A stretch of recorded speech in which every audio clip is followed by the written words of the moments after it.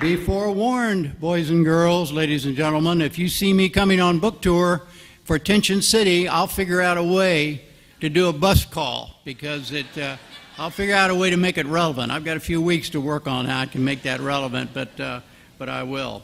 But now, enough about me, and let's get on to the real business of this morning. Our first author is Roger Ebert, known and admired as America's premier movie critic.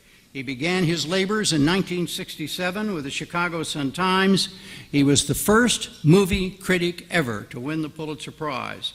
His television programs with partners Gene Sissel and later with Richard Roeper were also the best of the class. His memoir, Life Itself, will be published in September. It is an honor and a privilege to present to you Roger Ebert.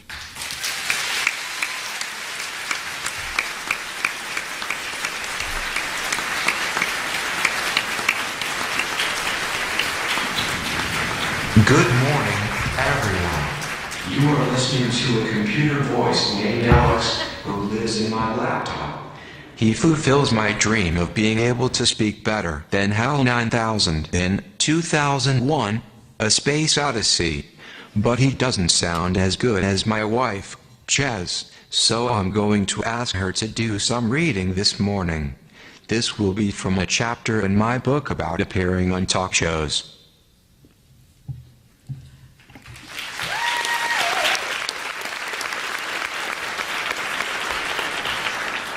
Good morning. I'm going to read a little bit for Roger, but before I start, I want to just say one thing. On behalf of Roger, I'd like to thank everyone at the Grand Central table. This is a new relationship for him, and from the very beginning, they have been stellar, and we just want to thank them this morning.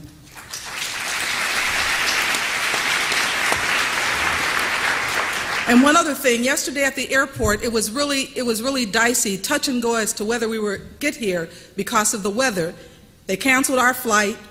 Another flight was 4 hours delayed, and someone jokingly said to Roger, "You know, that guy was predicting the end of the world. Do you think this is it?" And Roger said, "No, I have to go to the Book Expo Breakfast in New York tomorrow."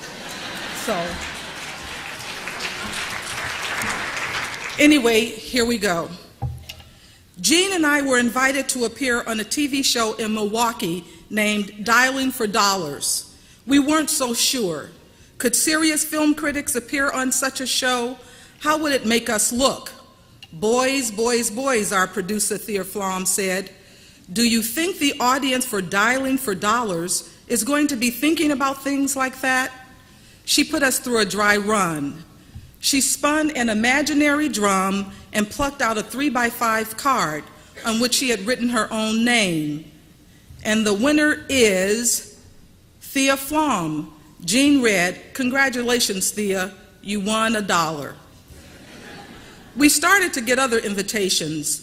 We were invited to Baltimore to appear on a morning show hosted by a young woman named Oprah Winfrey.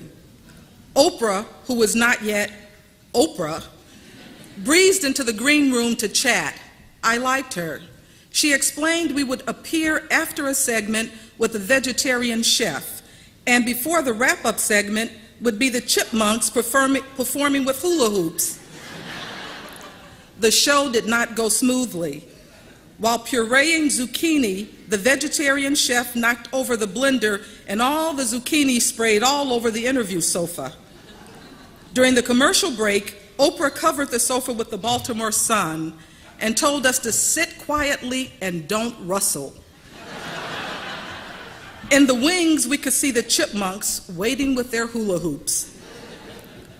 Oprah moved to Chicago not long after, joining the same ABC station where I'd just been hired to review movies on the news. Morning shows in those days invariably had co-hosts, and they caught a lot of criticism for risking the Channel 7 slot on an unknown young African-American woman, especially when she would be going up against Phil Donahue at the height of his popularity.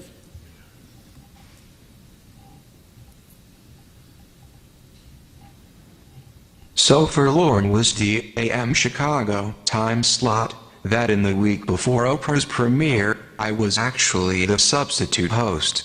I remember in particular interviewing Sophia Loren about a new perfume she was introducing. "What is the perfume made from?" I asked innocently.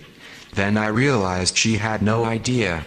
She replied, "Oh, flowers, you know," and things like that. Although some strange stories have gone around, it is not true to say Oprah and I ever dated. We went to the movies once.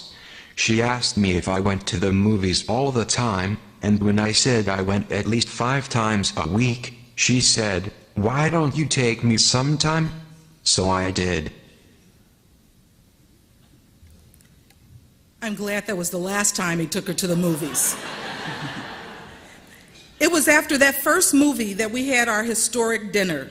She told me she was being courted by both King World and the ABC station group to go into syndication, but she had her doubts about King. "If you fail in syndication, you're off the air," she said. "It's merciless. If I go with ABC, they own stations in major markets, so I'm more protected." We were at a hamburger hamlet on Rush Street in Chicago.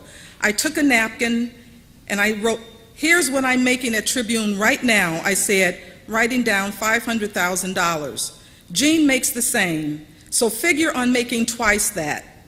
We're on half an hour, you're on an hour, times 2.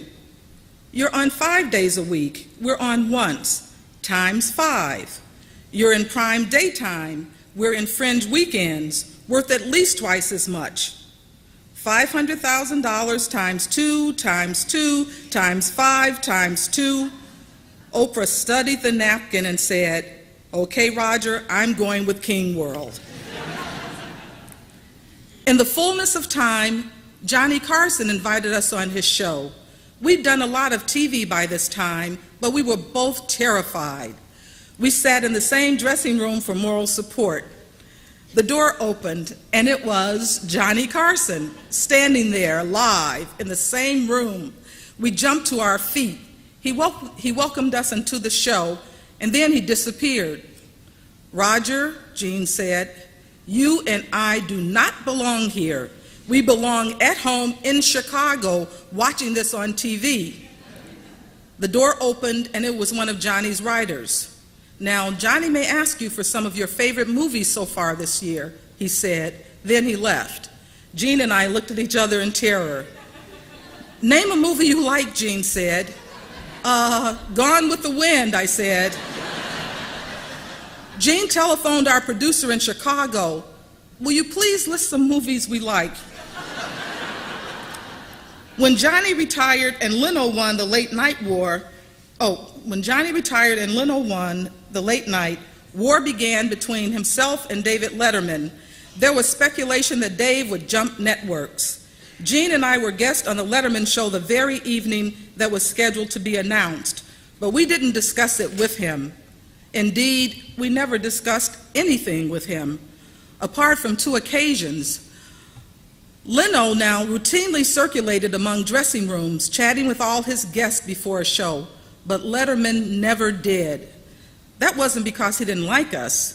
In fact, before Gene's death, we actually held the record for most appearances on his show. My guess is Dave waited for the starting gun at the beginning of every show and didn't believe in dissipating his energy before the red light went on. Leno, on the other hand, liked to be everybody's friend. He genuinely did like the movies. He was obsessed by them, in fact, and in the dressing room before the show, he would debate our latest reviews and usually find fault with them. Talk show guests are pre-interviewed by a writer, and the host is armed with note cards suggesting questions and the expected answers. "You guys are the ideal guest," Leno's writer Steve Ridgway told Richard Roper and me once. "Your segments always run long," he said, "because Jay won't shut up about the movies." Gene and I were on the Carson show.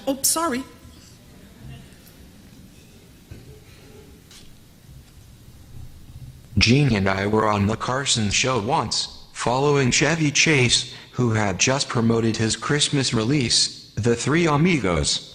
We talked a little, and then Johnny said, "Roger, what's your least favorite Christmas picture?" We were looking directly at each other when he said that, and I noticed an almost invisible expression flash across his face. I knew what the answer had to be, and I believe, in that second, Johnny did, too. I paused. "The three amigos," I said. There was a strange audience reaction. Audiences expect guests on talk shows to be nice. Chevy Chase saved the moment by quickly saying, "Looking forward to your next picture." Carson did one his double takes and said, "Gee, I wished I hadn't said that." I said, "Me too." One of the reasons for the success of our show and our interest as talk show guests is that, like the victims of some curse in a fairy tale, we were compelled to tell the truth. We were critics. We couldn't tell diplomatic lies.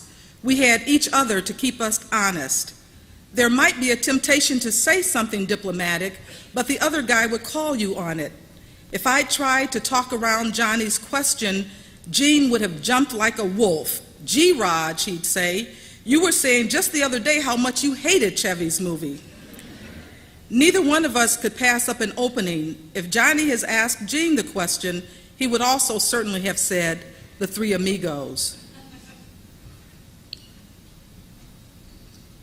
The other time Gene and I talked privately with Letterman broke all precedent. "Dave would like to talk to you in his office after the show," a producer told us. Gene got all wound up. "Roger," he said, "this can only mean one thing. He wants us to do a talk show for Worldwide Pants."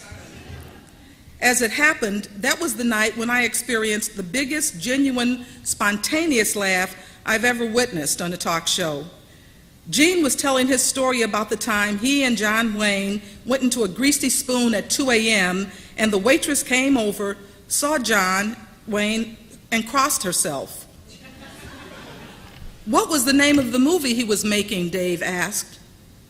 "Chisholm." "Chisholm," Gene said. There was a moment of silence. I was sitting in the chair next to Letterman. My neck swiveled. Our eyes met. Ba-boom. Dave and I in the audience, and after a while, even Gene broke into uncontrolled laughter. This was a good omen for our new talk show. "They'll probably want us to move to New York," Gene said, fretting. After the show, a producer took us upstairs to Dave's surprisingly modest office in Worldwide Pants. We sat in two chairs facing him. "I've got a problem, and I think you boys might be able to help me." Gene smiled confidently at Dave. Dave continued, "Now, you guys were both on the show we did at the Chicago Theater," Dave said. "Oprah was on the same show. Remember that night?" We did. "Something happened that night. I don't know what it was, but Oprah has never come back on the show again, and she won't even talk to me. You know Oprah. Has she ever said anything to you about it?" "She never said a word to us," we said. "People often seem to assume that since we were from Chicago, we all hung out together. The truth is, if you have access to Oprah, you respect it. You don't ask for a lot of favors. You don't assume. If you are my grandchild, I might be able to call one of her producers and get you a ticket to a taping of her show on your birthday, but that's about it." "Okay, that doesn't surprise me," Dave said. But now how about Michael Jordan? He also won't come on my show. And I have no idea why. Is it because Oprah said something to him?" Gene and I looked at each other. Gene was actually close to Michael, but we didn't have a clue. "Right," said Dave, crackling his knuckles. "That's what I expected. Okay, well, thanks for your time. Great show tonight." When people asked Letterman why he had two interview chairs, his usual answer was Siskel and Ebert. After Gene's death in 1999, David had me as a guest one more time to promote my first Great Movies book, and then never again. He didn't get mad at me or anything like that. It was simply that Gene and I were a double act. As our early producer Joe Antello told us long ago, individually, you're nothing. Together, you're stars. These days, it's not often you see Letterman needing that second chair. I thought of it as Gene's chair. He thought of it as my chair. We kept meticulous track of whose turn it was to sit next to Dave. Right now it's my turn.